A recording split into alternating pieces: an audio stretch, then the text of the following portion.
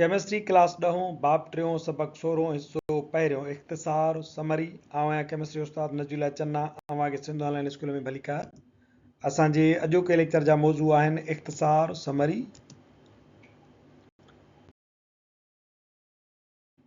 Summary जो part 1 असां clear कंदासीं जंहिंमें कुझु जेके बुलेट्स आहिनि उन्हनि खे वाज़िह कंदासीं।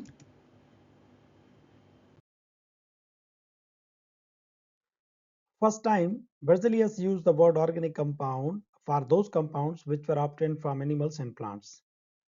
पहिरियों भेरो तारीख़ में बर्ज़लियस ऑर्गेनिक जो लफ़्ज़ इस्तेमालु कयो ऐं हिन ऑर्गेनिक लफ़्ज़ उन्हनि मुरकबनि लाइ इस्तेमालु कयो जेके ॿूटनि ऐं जानवरनि मां हासिल थियनि पिया।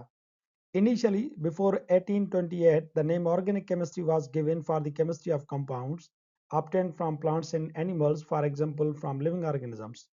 1828 खां अॻु शुरूआती दौर में ऑर्गेनिक केमिस्ट्री या नामियाती केमिस्ट्रीअ जो लफ़्ज़ सिर्फ़ु उन्हनि मुरकबनि जी केमिस्ट्री लाइ इस्तेमालु थींदो हुयो जेकी जानवरनि या ॿूटनि मां हासिल थींदा हुया यानी जानदार शयुनि मां ऐं लफ़्ज़ जेको ऑर्गेनिक आहे उन जी माना बि हयाती आहे। ईअं इन कॉन्सेप्ट सां जुड़ियल जेके बि ख़्याल हुया तॾहिं एनिमल केमिस्ट्री जो लफ़्ज़ इस्तेमालु थींदो हुयो, प्लांट केमिस्ट्री जो लफ़्ज़ इस्तेमालु थींदो हुयो, जॾहिं त ऑर्गेनिक जो जेको इस्तिलाह आहे उहो बाद में अची करे असांजे साम्हूं आयो आहे। साॻे ई तरीक़े सां मिनरल साल्ट्स ऐं गैसिस ते त कमु थींदो हो पर इनऑर्गेनिक जो जेको इस्तिलाह आहे उहो पिणु बाद में इस्तेमालु थियो आहे जॾहिं त अॻ में जेकी शयूं जानदार शयुनि मंझां हासिल थींदियूं हुयूं तन खे हिकिड़ो ऑर्गेनिक जो लफ़्ज़ ॾिनो वेंदो हुयो त इहे जानदार शयुनि मंझां हासिल थींदड़ शयूं आहिनि।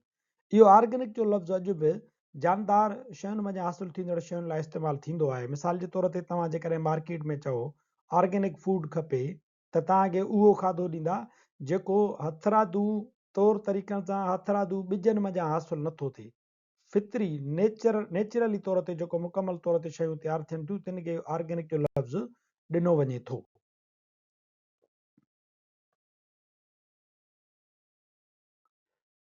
According to vital force theory, vital force वारे नज़रिए मूजिब organic compounds can only be prepared in living tissues by vital force. नामियाती मुरकब या ऑर्गेनिक कंपाउंड सिर्फ़ु जानदार शयुनि जे अंदरि ई तयारु थी सघनि था छो त जानदार जिस्मनि जे अंदरि उन्हनि जे ओजनि जे अंदरि हिकिड़ी पुरस्रार हिकिड़ी करिश्माती ताक़त थींदी आहे, वाइटल फोर्स थींदी आहे। इन वाइटल फोर्स जे बुनियाद ते इहो नज़रियो जुड़ियो जंहिंखे असां चऊं था vital force theory. In early 19th century, Swedish chemist Jacob Berzelius put forward the vital force theory. 19वीं सदी में इहो जेकब बर्ज़लियस साइंसदान हुयो जंहिं वाइटल फोर्स थ्योरी ॾिनी हुई। According to this theory, इन नज़रिए मूजिब organic compounds could not be prepared in laboratories because they were supposed to be synthesized under the influence of a mysterious force called vital force. For example, that's present in the tissues of living things, inherent only in living things. बर्ज़लियस जेका vital force theory ॾिनी उन जो चवणु इहो हुयो त organic compound लेबोरेटरियुनि जे अंदरि हथरादू तरीक़नि सां तयारु नथा करे सघजनि छो त इहे सिर्फ़ु ऐं सिर्फ़ु जानदार जिस्मनि जे अंदरि ई तयारु थी सघनि था। जन जानदारनि जे जिस्मनि जे अंदरि टिश्यूज़ जे अंदरि हिकिड़ी पुरस्रार ताक़त थींदी आहे जंहिंखे वाइटल फोर्स जो हिन नालो ॾिनो ऐं उहा सिर्फ़ु ऐं सिर्फ़ु जानदार शयुनि में ई मिलंदी आहे, तंहिंजे करे ऑर्गेनिक कंपाउंड पिणु जानदार जिस्मनि जे अंदरि ई तयारु थी सघनि था।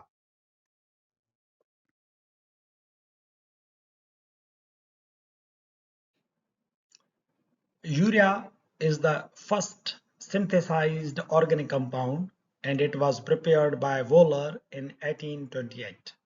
1828 में वोलर साइंसदान पहिरियों नामियाती मुरकब यूरिया मसनूई तरीक़े सां अमोनियम सियनेट खे गरम करण वसीले तयारु करे वरितो।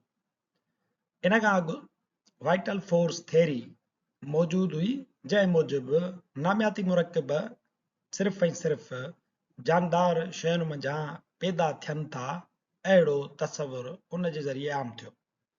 पर पोइ 1828 में जॾहिं वोलर साइंसदान हिकिड़े नामियाती मुरकब खे यूरिया खे लेबोरेटरीअ जे अंदरि तयारु कयो त वाइटल फोर्स थ्योरीअ खे तमामु कापाइतो धकु लॻो। The vital force theory suffered a death blow in 1828 when Wohler synthesized the first organic compound urea from inorganic substance by heating ammonium cyanate. हिन छा कयो पहिरियों भेरो लेबोरेटरी जे अंदरि हिन हिकिड़ो गैर नामियाती मुरकब खयो अमोनियम सियनेट उनखे हिन छा कयो जो हीट कयो। हीट करण जे करे छा थियो त हिन जे अंदरि एटमनि जी रीअरेंजमेंट थी। रीअरेंजमेंट थियण खां पोइ हिते हिन ॾिठो त हासिल थियल मुरकिब यूरिया हुयो ऐं इहो यूरिया ॿियो को न पर उहो ऑर्गेनिक कंपाउंड हुयो जंहिं जे लाइ इहो पिए चयो वियो त इहे सिर्फ़ु ऐं सिर्फ़ु जानदार शयुनि जे अंदरि ई तयारु थींदा आहिनि, छो त जानदार जिस्मनि जे अंदरि हिकिड़े क़िस्म जी वाइटल फोर्स मौजूदु हूंदी आहे, करिश्माती ताक़त मौजूदु हूंदी आहे। इहो ठाहिण खां पोइ हिते वोलर इहो लिखियो, I must tell you that I can make urea without thereby needing to have kidneys or anyhow an animal, be it human or a dog. Wohler. मां खे इहो ॿुधायां त यूरिया नामाती मुरकिब कंहिं बि जानदार माण्हू या कुते जी मदद खां सवाइ गुर्दनि खां सवाइ तयारु करे वरितो आहे। वोलर।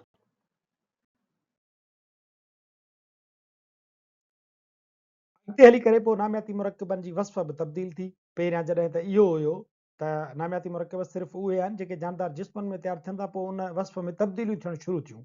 असांखे इहो मालूम थियो त carbon is an essential element in all natural and synthesised organic compounds. कुदरती या मसनूई नामियाती मुरकिबनि में कार्बन अंसर लाज़िम अंसर तौर ते शामिल आहे। मिसाल जे तौर ते यूरिया ॾिसो त उन में कार्बन मौजूदु आहे। ईअं जेकॾहिं त अमोनियम सिएनाइड ॾिसो त उन में बि कार्बन मौजूदु आहे।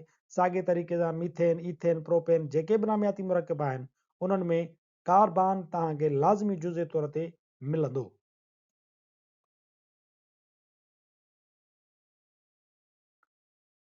पोइ नामियाती मुरकिबनि जे लाइ हाणे नई वस्फ़ तयारु थी वई।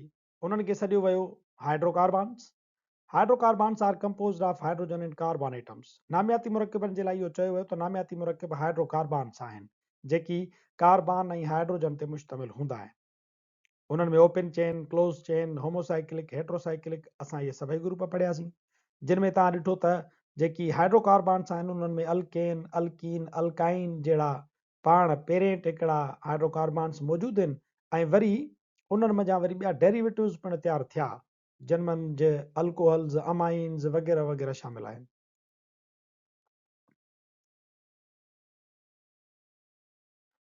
The study of hydrocarbon and their derivatives is modern definition of organic chemistry. हाणे नामियाती केमिस्ट्री जी वस्फ़ बि तब्दील थियण लॻी, छो त अॻ में नामियाती केमिस्ट्री सिर्फ़ु उन्हनि मुरकिबनि लाइ इस्तेमालु थींदी हुई जेकी मुरकिब जानदार जिस्मनि में तयारु थियनि। हाणे जीअं त जेकी नामियाती मुरकिब आहिनि उहे जानदार जिस्मनि खां ॿाहिरि हथरादू तौर ते तयारु थियण लॻा त ऑर्गेनिक केमिस्ट्रीअ जी वस्फ़ बि तब्दील थी।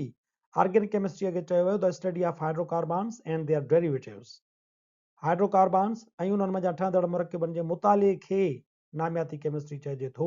हाणे उहे हाइड्रोकार्बन्स या उन्हनि मां ठहंदड़ मुरकिब उहे फितरी तौर ते तयारु थींदा हुजनि जानदार जिस्मनि जे अंदरि या उहे हथरादू तौर ते साइंसदान लेबोरेटरियुनि जे अंदरि ठाहींदा हुजनि, ॿिन्ही क़िस्मनि जे मुरकिबनि जे मुशाहिदे खे ऑर्गेनिक केमिस्ट्री जो नालो ॾिजे थो।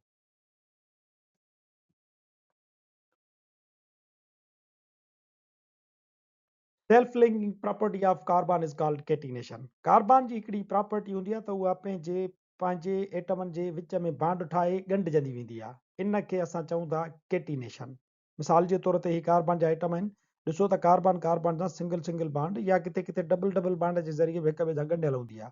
कार्बन जी इन ख़ासियत खे केटिनेशन जो नालो ॾिजे थो।